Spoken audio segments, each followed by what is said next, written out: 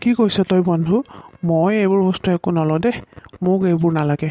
তই বুজিলিনে মই কি কৈছোঁ? অঞ্জলিক মই বোৱাৰী নহয়, ছোৱালী বনাইহে লৈ যাম মোৰ ঘৰলৈ। আৰু মোক মাত্ৰ মোৰ ছোৱালীজনীহে লাগে, বুজিলি তই? কিন্তু বিয়াত এইবোৰ দিয়াটো এটা নিয়ম দেচোন বন্ধু। আৰু মোৰতো ছোৱালী এজনীয়েই, গতিকে তাইকনো বাৰু মই মৰমতে দুই এটা বস্তুও নিদিমনে? এইবোৰ মই তোক নিদিওঁ নহয়, মোৰ ছোৱালীজনীকহে দিম, বুজিছ? গতিকে তই আৰু একো নকবি। নাই নাই ভাই, তই যে মোক দিয়া শপতটো ৰক্ষা কৰিলি সেয়ে বহুত।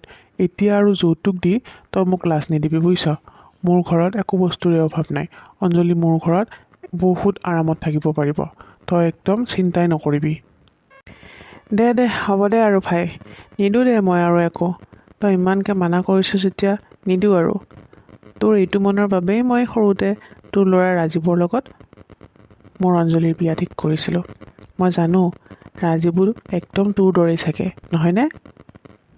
মোৰ পূৰা বিশ্বাস আছে যে তোৰ ঘৰত মোৰ ছোৱালীয়ে বহুত মৰম পাব, আৰু তাইতো কেৱল এয়াই বিচাৰে। কিয়, মই ঠিক কৈছোঁনে মাজনী? দেউতা, তুমি একেবাৰে ঠিক কথাই কৈছা। মোক মোৰ নতুন ঘৰখনৰ পৰা মৰমৰ বাদে আৰুনো কি লাগে কোৱাচোন? অঞ্জলি, তুমি চিন্তা নকৰিবা। তোমাৰ যিহেতু মা নাই, গতিকে মই তোমাক মাৰ দৰে মৰম দিম। আৰু আমাৰ ৰাণী, তাইতো তোমাক দেখিলে বৌ বৌকৈ একেবাৰে পাগল হৈ যাব। তুমি চিন্তা নকৰিবা বুজিছা। আমাৰ ঘৰত তুমি সকলোৰে পৰা মৰম আৰু আদৰ পাবা। বাহ, মন ভৰি গ'ল বন্ধু তোমালোক দুয়োৰে কথা শুনি। এতিয়া মই নিশ্চিন্ত মানে মোৰ ছোৱালীজনীক বিদায় দিব পাৰিম। পিছদিনা ৰাজীৱে অঞ্জলিলৈ ফোন কৰে। অঞ্জলি আৰু ৰাজীৱ সৰুৰে পৰা একেলগে ডাঙৰ হৈছে। কিন্তু অঞ্জলি ডাঙৰ হোৱাৰ পিছত দেউতাকে তাইক টাউনৰ স্কুলত পঢ়াবলৈ বুলি গাঁৱৰ মাটি ফেটি সকলোবোৰ বিক্ৰী কৰি টাউনতে থাকিব লয়। আৰু তাৰ কেইদিনমান পিছতে অঞ্জলিৰ মাকৰ মৃত্যু হয়। ৰাজীৱৰ বৰ দুখ লাগিছিল যেতিয়া অঞ্জলিহঁত টাউনলৈ গুচি আহে।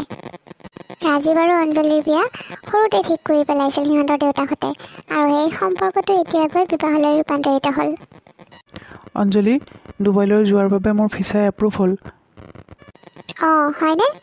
এতিয়া কোৱাচোন, মই তোমাৰ বাবে লাকি হয়নে নহয়? সেয়াতো মই সৰুতেই মানি লৈছোঁ তুমি যে মোৰ বাবে বহুত লাকি। বাৰু এতিয়া কি কৰি আছা তুমি? আছোঁ এতিয়া এনেই আছোঁ। বাৰু তোমাৰ কথা কোৱাচোন, ঘৰত বিয়াৰ যা যোগাৰ চলি আছে? সেইবোৰ চলি আছে, মাহঁতে দায়িত্ব লৈছে যেতিয়া কৰি থাকিব। বাৰু মই তোমাক কথা এটা কওঁ, মানে মই ফাৰ্ষ্ট তোমাক ডুবাইলৈ লৈ যাব নোৱাৰিম জানা, 2-3 বছৰৰ বাবে। আৰু মই এতিয়া বিয়াৰ 2 সপ্তাহ পিছতে ডুবাইলৈ যাব লাগিব। কি? 2 সপ্তাহ পাছতে যাব লাগিব? ইমান সোনকালে? 2 সপ্তাহ পাছতে। তুমি মেনেজ কৰিব পাৰিবানে? হ'ব দিয়া, মই মেনেজ কৰিম আৰু, উপায়তো নাই ন। আৰু 2-3 বছৰৰ কথাহে। তাৰপাছত মই তোমাক আহি একেবাৰে ডুবাইলৈ লৈ যাম। তুমি চিন্তাই নকৰিবা, মই তোমাক চিৰদিনৰ বাবে তাতে মোৰ লগতে ৰাখিম। অকল মই কিয়, মা দেউতা ৰাণীহঁতকো লৈ যাব লাগিব। আমি গোটেইবোৰ তাতে থাকিম। ইমান সহজ বুলি ভাবিছা নেকি? ইমানবোৰ মানুহ তাতে থাকিব নোৱাৰে নহয়। অকল তুমি আৰু মই থাকিম, বুজিলা? মাহঁত ইয়াতে থাকিব আৰু আমি আহি থাকিম নহয়। ঠিক আছে দিয়া, হ'ব। ৰাজীৱে অঞ্জলিক সকলো সুখ দিব বিচাৰিছিল, যি নেকি তাই মাকৰ ঘৰত পাই আহিছে। অঞ্জলি, মই তোমাক সকলো সুখ দিব বিচাৰোঁ, যি সুখ তুমি তোমাৰ দেউতাৰ ঘৰত পাই আহিছিলা। হ'ব দিয়া, দিবা বাৰু, যিমান সুখ দিয়া দিবা। কিন্তু এটা কথা কওঁ হা, তুমিতো 2 সপ্তাহ পিছত মোক এৰি থৈ ডুবাইলৈ গুচি যাবা। গতিকে এই 2 সপ্তাহ যাতে তুমি তোমাৰ ঘৰৰ নিয়ম নীতিবোৰ মোক ভালদৰে বুজাই দিয়া। মানে তোমাৰ লগত যিহেতু মই ফ্ৰী, কিন্তু মাৰ লগত মই ইমান ফ্ৰী এতিয়া হ'ব পৰা নাই। আৰু প্ৰথম মোৰ বহুত ভয় লাগে জানা। মানে মোৰ মাৰ ঘৰততো মই এনেকৈ মানে ঘৰৰ সকলোবোৰ কাম কৰি পোৱা নাই ন।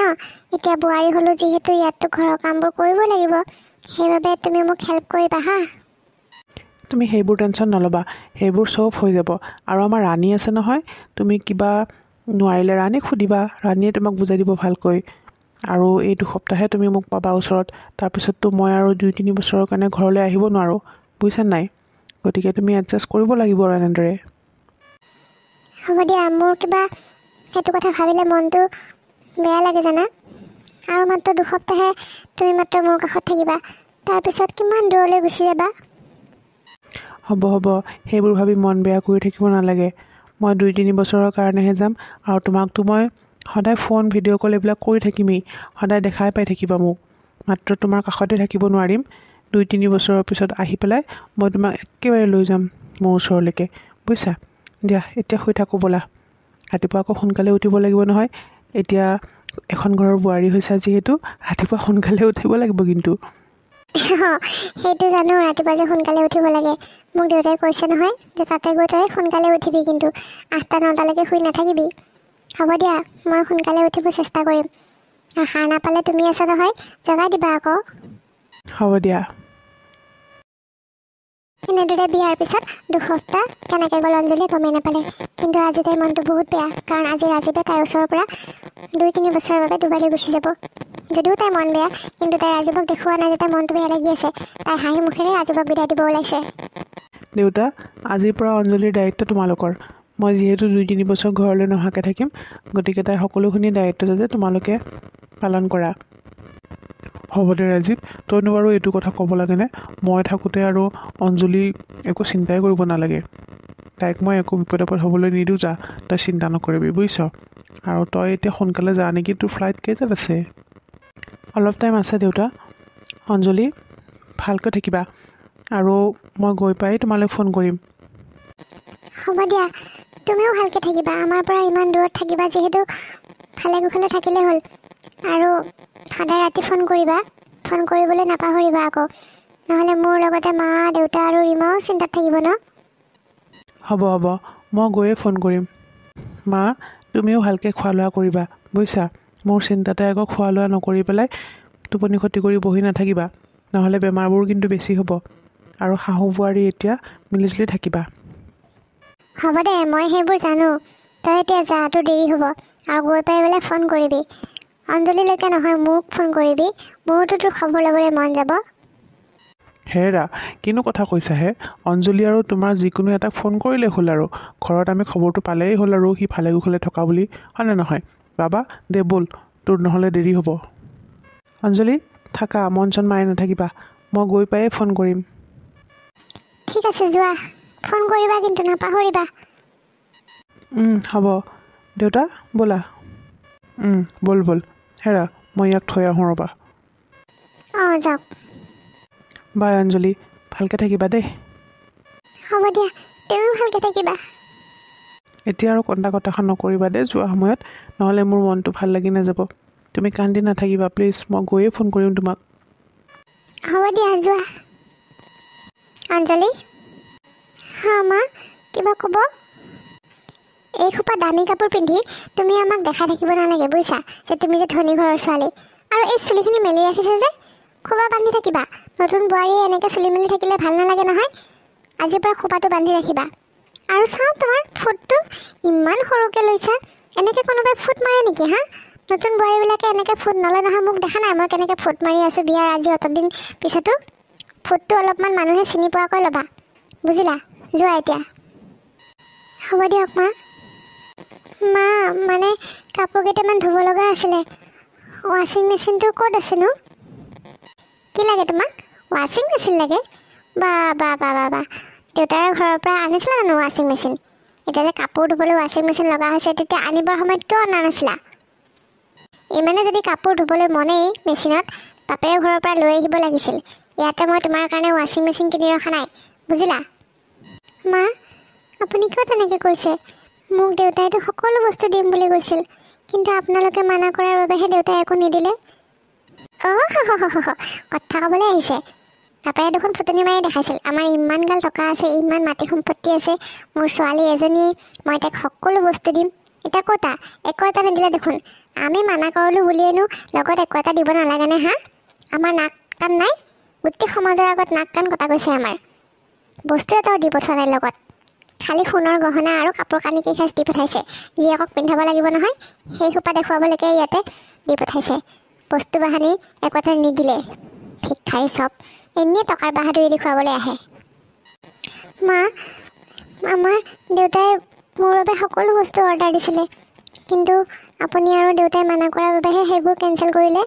আৰু এতিয়াও যদি মই ৱাশ্বিং মেচিন বা ফ্ৰিজ এইবোৰ বস্তু আনিব লাগে, মই দেউতাক এতিয়াই ক'লে দেউতাই দি থৈ যাব সীমা। মই দেউতাক ক'ম নেকি? কোনো দৰকাৰ নাই এতিয়া খুজিবলৈ। বিয়াতে দিব লাগিছিলে যি দিব আছিলে। এতিয়া খুজি পেলাই আমাৰ মান সন্মান শেষ কৰিব নালাগে তই, বুজিছা? আৰু তোৰতো শহুৰ দেউতাৰ কথা জানই। মই সেইবোৰ বস্তু খোজা বুলি মোকহে উল্টা গালি গালাজ কৰিব। গতিকে কোনো দৰকাৰ নাই। এতিয়া ঘৰত যেনেকৈ ৱাশ্বিং মেচিনত কাপোৰ ধুইছিলি, এতিয়া কিন্তু ইয়াতে ৱাশ্বিং মেচিন নাই। হাতেৰে ধুগৈ যা। হ'ব দিয়ক, মই আপোনালোকে যেনেদৰে কাম কৰে তেনেদৰে কাম কৰিম। অঁ, কামটো কৰিবই লাগিব। বোৱাৰী হৈ আহিছে যেতিয়া এতিয়া সকলো কাম তয়ে কৰিব লাগিব, নহ'লে কোনে কৰিব? মইতো বুঢ়া হৈছোঁ। আৰু ৰাণীতো কলেজ থাকে, তাই এইবিলাক টিউশ্যন তাৰপিছত কলেজৰ পঢ়া শুনাৰ কামবিলাক থাকে। গতিকে ঘৰখনৰ সমস্ত দায়িত্ব এতিয়া তোমাৰ ওপৰত। ৰাতিপুৱাৰ পৰা গধূলিলৈকে যিবিলাক কাম আছে সকলোবিলাক কৰিবা। হ'ব দিয়ক, আপুনি মাত্ৰ মোক দেখাই দিলে হ'ল কি কৰিব লাগে। আৰু মই কি দেখাই দিব লাগে হা? ক'লোৱে দেখোন মই ৰাতিপুৱাৰ পৰা গধূলিলৈকে যিবিলাক কাম ওলাই ঘৰত সেইবোৰ সকলোবিলাক কৰিবি। ভাত ৰন্ধাৰ পৰা কাপোৰ ধোৱাৰ পৰা ঘৰ ঝাৰু ঘৰ মোচা এই সকলোবোৰ কৰিবি। দেখা নাই নেকি এইবিলাক চোফাবিলাক লেতেৰা হৈ আছে, সেইবিলাক চাফা কৰ এতিয়া। তাৰপিছত ৰুমকেইটা মুচিবি ভালকৈ। আৰু বাচনগাল ধুব আছে, কোনে ধুব সেইবিলাক? মই ধুম নেকি? যা সোনকালে যা। আৰু এইবোৰ দামী দামী কাপোৰ পিন্ধি দেখাই থাকিব নালাগে আমাক ধনী ঘৰৰ বোৱাৰী বুলি, বুজিছ? এতিয়া কাপোৰ সাজ সলাই লৈ কামত লাগি যা। আজি অঞ্জলি শাহুৱেকৰ এটা নতুন ৰূপ দেখি বহুত আচৰিত হ'ল। কিন্তু তাইৰ উপায় নাছিল, যিহেতু এতিয়া তাইৰ লগত তাইৰ মানুহজনে নাই। গতিকে শাহুৱেকৰ সকলো কথা মানি তাই কামত লাগিব ধৰিলে। ৰাজীৱৰ মাকে বিয়াৰ সময়ত একো এটাকে ক'ব পৰা নাছিল ৰাজীৱ আৰু দেউতাকৰ ভয়ৰ বাবে। কিন্তু এতিয়া তাই সকলো খং অঞ্জলিৰ ওপৰত উঠাইছে।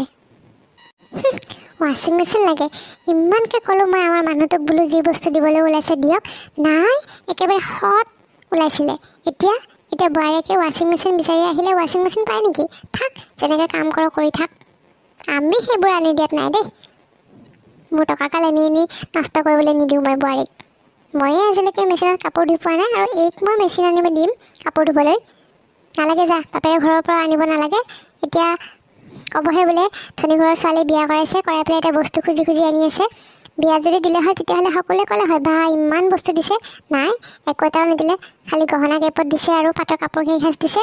জীয়েকে পিন্ধিব লাগিব যে সেইবাবে সেইখিনি দিছে। বস্তু ভাল বস্তু এপতো দিয়া নাই। এতিয়া ৱাশ্বিং মেচিন লাগে তাইক, কৰি থাক তেনেকৈ কৰ। যিমানে দিন গৈ আছে সিমানে অঞ্জলিৰ ওপৰত শাহুৱেক আৰু ননন্দীয়েক ৰাণীৰ ব্যৱহাৰবোৰ বেয়া হৈ যাবলৈ ধৰিছে। আৰু অঞ্জলিয়ে এইবোৰ একো মাত নামাতি সকলো কাম কৰি গৈছিল। আৰু দুয়োজনী মাক জীয়েকে লগ লাগি ঘৰখনৰ সমস্ত কাম অঞ্জলিৰ সৈতে কৰোৱাই আৰু নিজে একো কাম নকৰিছিল। অঞ্জলি, বাথৰুমত মই কেইটামান কাপোৰ তিয়াই থৈছোঁ, ধুই দিবি সোনকালে। মা, অলপ আগতে মই সকলো কাপোৰ ধুই মেলি থৈ আহিছোঁ। আৰু এতিয়া গা পা ধুই আহিলোঁ। এতিয়া আৰু কাপোৰ নুধো নেকি মা? বহুত কাম আছে আৰু ভাগৰো লাগিছে বহুত। আজি নুধো দিয়ক, অহাকালি ধুই দিম। মহাৰাণী ভাগৰ লাগিলে এইখিনি কাম কৰোঁতেই। কি কাম কৰিছ হা ৰাতিপুৱাৰ পৰা? কাপোৰকেইটাহে ধুইছ, ভাগৰ লাগিলেই। আমি আগতে কিমান কাম কৰিছিলোঁ, তথাপি আমাৰ ভাগৰ নালাগে। এতিয়া এজনী ডেকা মানুহৰ এইকেইটা কাম কৰোঁতে ভাগৰ লাগিল। ভালে ভালে যা, যিকেইটা কাপোৰ আছে সোনকালে ধুই মেলি দে ওপৰত নি পেলাই। কথা ক'বলৈ আহিছে, ভাগৰ লাগিছে। তোক এতিয়া কোনে বহুৱাই বহুৱাই খুৱাব বাৰু কচোন? হা, কোনে বহুৱাই খুৱাব ইয়াতে? বোৱাৰী হৈ আহিছিলি নহয়, গতিকে ইয়াতে কাম কৰি খাবই লাগিব, নহ'লে বিয়া হ'বই নালাগে। মা, মইতো আপুনি কোৱা ধৰণে সকলো কাম কৰোঁ। ৰাতিপুৱাৰ পৰা ৰাতি শোৱালৈকে মই কামেই কৰি থাকোঁ। তথাপি মই কোনোদিন আপোনাক ভাগৰ লগা বুলি কোৱা নাই। আজি মোৰ গাটো অকণমান বেয়া কাৰণে ভাগৰ লগা বুলি কৈছিলোঁ, তাতে আপুনি ইমান বেয়াকৈ মোক কৈছে।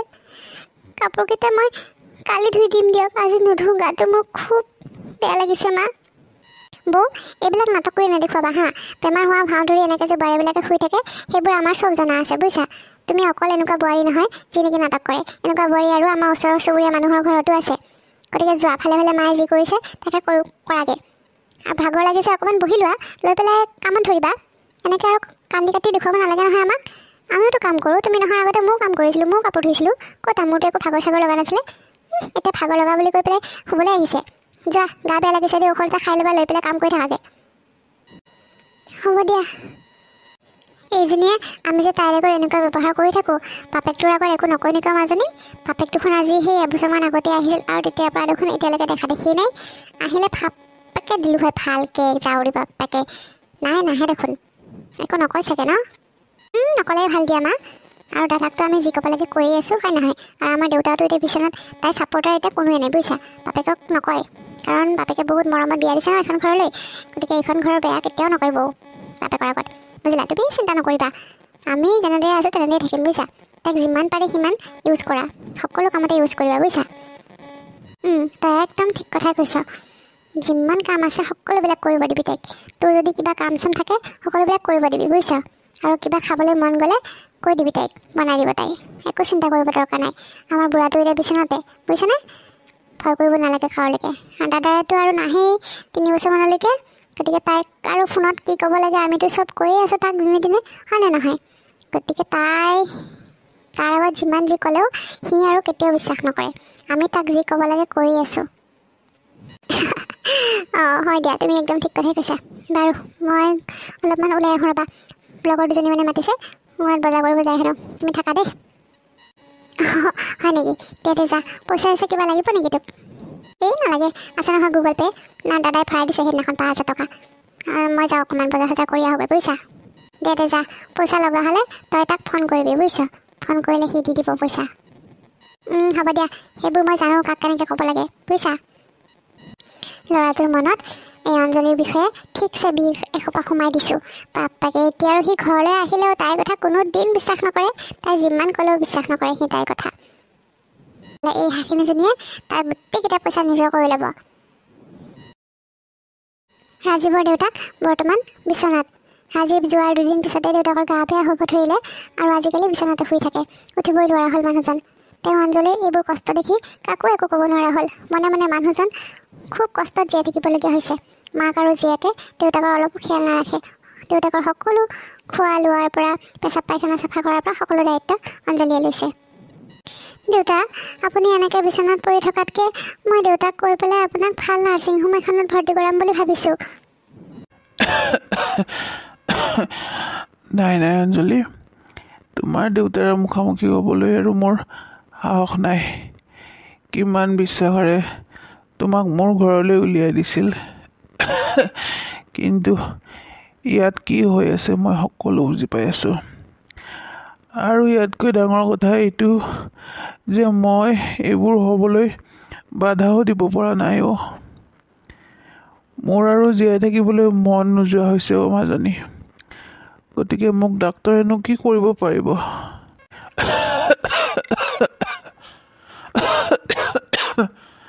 পাৰা যদি মোক ক্ষমা কৰিবা মাজনী মোৰ এইখন ঘৰ তোমাৰ যোগ্য নহয় আইজনী আৰু তুমি যদি এতিয়া ইচ্ছা কৰা দেউতাৰ লগত আলোচনা কৰি ইয়াৰ পৰা গুচি যোৱাগৈ যোৱা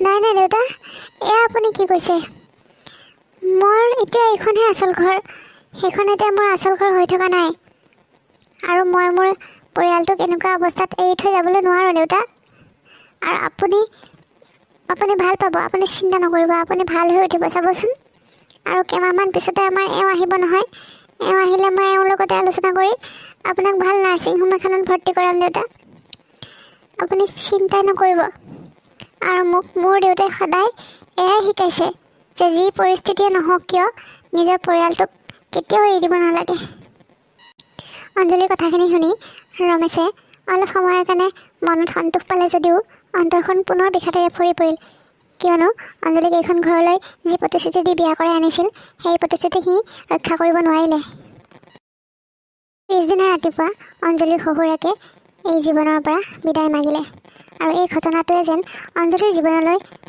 এক ধুমুহা নমাই আনিলে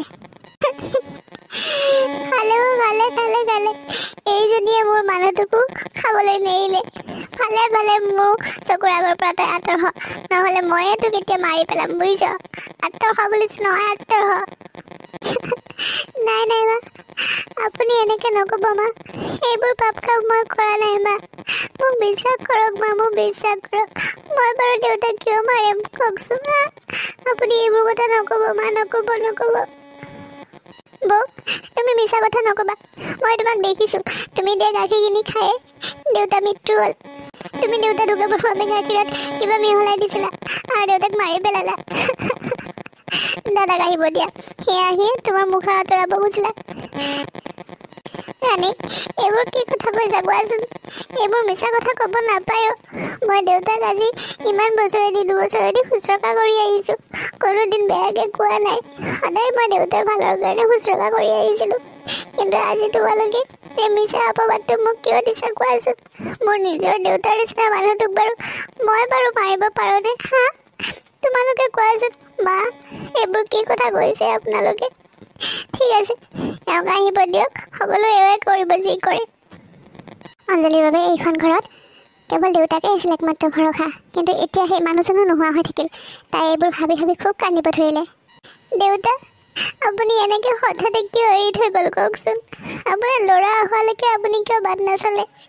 মইতো কালি আপোনাক কৈছিলোঁ যে আপোনাৰ ল'ৰা আহিলে আমি ভাল নাৰ্ছিং হোমত গৈ আপোনাক দেখামগৈ, কিন্তু আপুনি কিয় এনেকুৱা কৰিলে?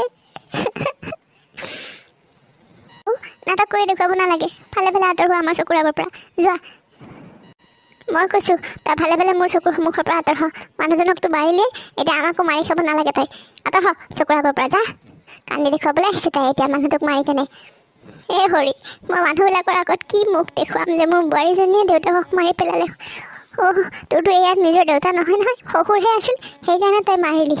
ইমান দিন সেৱা শুশ্ৰূষা কৰিছিলি মানুহক দেখাই পেলাই, এতিয়া ভাবিছোঁ আৰু কিমান সেৱা শুশ্ৰূষা কৰিম, কিমান হাগামতে চাফা কৰিম। গতিকে বাপেকে মাৰিয়ে পেলালে। হে হৰি, এইবোৰ দেখাৰ আগতে মোকে মাৰি নিদিলা কিয়? ইমান নিৰ্লজ্জ এই বোৱাৰীজনী, এটা মানুহৰ জীৱন শেষ কৰি পেলালে এইজনীয়ে। যা, আঁতৰ হ মোৰ আগৰ পৰা, যা, চকুৰ আগৰ পৰা আঁতৰ হ। নাহিবি আৰু মোৰ সন্মুখলৈ তই। বাবা আহক, বাবা আহিলে সি বিচাৰব ইয়াৰে নিজৰ দেউতাকক মৰা বোৱাৰী এজনী যি শাস্তি দিয়ে সি দিব।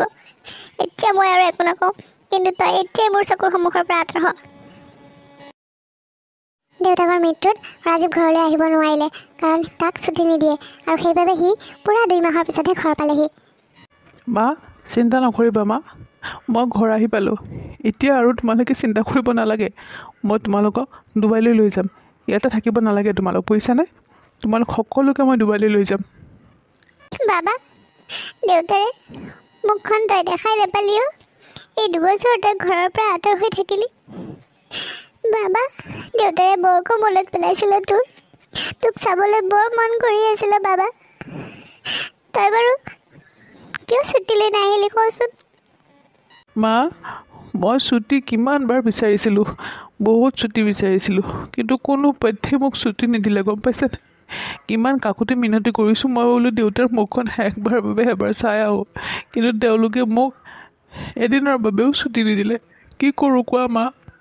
সেইবাবে 2 মাহৰ পিছত তোমালোকৰ ওচৰলৈ আহিছোঁ, বুজিছা মা? মোৰ কোনো দুখ নাই মা, মোক আহিবই নিদিলে তেওঁলোকে। দে হ'ব দে দাদা, সেইবোৰ হ'ব দে, যি হ'ল আৰু। এতিয়া তই মুখ হাত ধুই ল'ব যা। ৰাজীৱ, তুমি আহিলা। ৰাজীৱ, তুমি সঁচাকৈ মোক লৈ যাবা নেকি এতিয়া ডুবাইলৈ? মোৰ আৰু এতিয়া এইখন ঘৰত কোনো নাই অ' ৰাজীৱ, দেউতাইও মোক এৰি থৈ গুচি গ'ল। তুমি ক'লৈ যোৱা আকৌ? তোমাকতো মই ডুবাইলৈ নিবলৈ অহা নাই, মই মা আৰু ভণ্টিৰ কথাহে কৈছোঁ। এতিয়া যিহেতু এইখন ঘৰত আৰু কোনোৱেই নাই, গতিকে মা আৰু ভণ্টিক মই ডুবাইলৈ লৈ যাম। ইয়াতে আৰু মই সিহঁতক অকলে এৰি থৈ নাযাওঁ। কোনো নাই মানে? মই আছোঁ ৰাজীৱ, মই ক'লৈ যাম? কি? তুমি ক'লৈ যোৱা আকৌ? মইতো তোমাৰ কথা কোৱা নাই, মই মা আৰু ভণ্টিৰ কথাহে কৈছোঁ। ইয়াততো যিহেতু এতিয়া কোনো নাথাকিবই, গতিকে মই মা আৰু ভণ্টিক মোৰ লগতে লৈ যাম ডুবাইলৈ। তুমি যাবা তোমাৰ নিজৰ ঘৰলৈ, বুজিলা? মোক মায়ে সকলোবোৰ কথা আগতেই কৈ থৈছে। তুমি মোৰ দেউতাৰ লগত যি বেয়া কাম কৰিলা, সেই কামৰ বাবে তোমাক মই এই শাস্তি দিলোঁ। এতিয়াই কাপোৰ কানি সকলোবোৰ পেক কৰা আৰু নিজৰ ঘৰলৈ গুচি যোৱা। আজিৰ পৰা তোমাৰ আৰু মোৰ সকলোবোৰ সম্পৰ্ক শেষ। কি কৈছা এইবোৰ চব মিছা কথা। মা আৰু ভণ্টিয়ে তোমাক এইবোৰ কথা এনেই লগাইছে। মা, ভণ্টি, তুমি দাদা আৰু বৌৰ সংসাৰখন কিয় ভাঙি যাবলৈ দিছা কোৱা? এনেকুৱা কৰিব নাপায়। মই দেউতাক মাৰা নাই ৰাজীৱ, এইবোৰ মিছা কথা, এনেই কৈছে মাহঁতে। আৰু তুমি যোৱাৰ পিছৰ পৰা মা আৰু ভণ্টিয়ে মোক ইমান বেয়া ব্যৱহাৰ কৰে। মই কোনোদিন একো কোৱা নাছিলোঁ, কিন্তু আজি মই সকলো ক'ম তোমাৰ আগত। নালাগে ক'ব তুমি, মই সকলোবিলাক জানো। তোমাৰ এইবোৰ কথা মোক মা আৰু ভণ্টিয়ে আগতেই কৈছে। তুমি কিমান কাম কৰা, কিমান কাম নকৰা, সেইবোৰৰ তুমি হিচাপ দিব নালাগে। তুমি যে ইয়াতে আৰামত বহি বহি ভৰিৰ ওপৰত ভৰি তুলি খোৱা, সেই কথাটো মোক মায়ে আগতেই কৈছে। বেয়া নালাগিল তোমাৰ মোৰ এই বুঢ়া মাজনীক তুমি কাম কৰি কৰি ভৰিৰ ওপৰত ভৰি তুলি খাবলৈ? আৰু ভণ্টি, তাইতো কলেজ থাকে, তাইতো পঢ়িব লাগে। তুমি বাৰু সকলো কাম নকৰা নাই, দুই এটা কামততো মাকক সহায় কৰি দিব পাৰিলা হয়, কিন্তু নাই। ইমান ধনী ঘৰৰ ছোৱালী হৈ পেলাই ইয়াতে বহি বহি খাবলৈ আহিছিলা। সেইবিলাকেই আছিল তোমাৰ প্ৰতিশ্ৰুতি। মই যোৱালৈকে তুমি বাট চাই আছিলা, আৰু এতিয়া কি কৰিলা? মোৰ নিৰীহ দেউতাকো তুমি মাৰি পেলালা নিজৰ হাতেৰে। গতিকে আৰু এখন্তেকো মই তোমাক মোৰ চকুৰ সন্মুখত চাই থাকিব নিবিচাৰোঁ।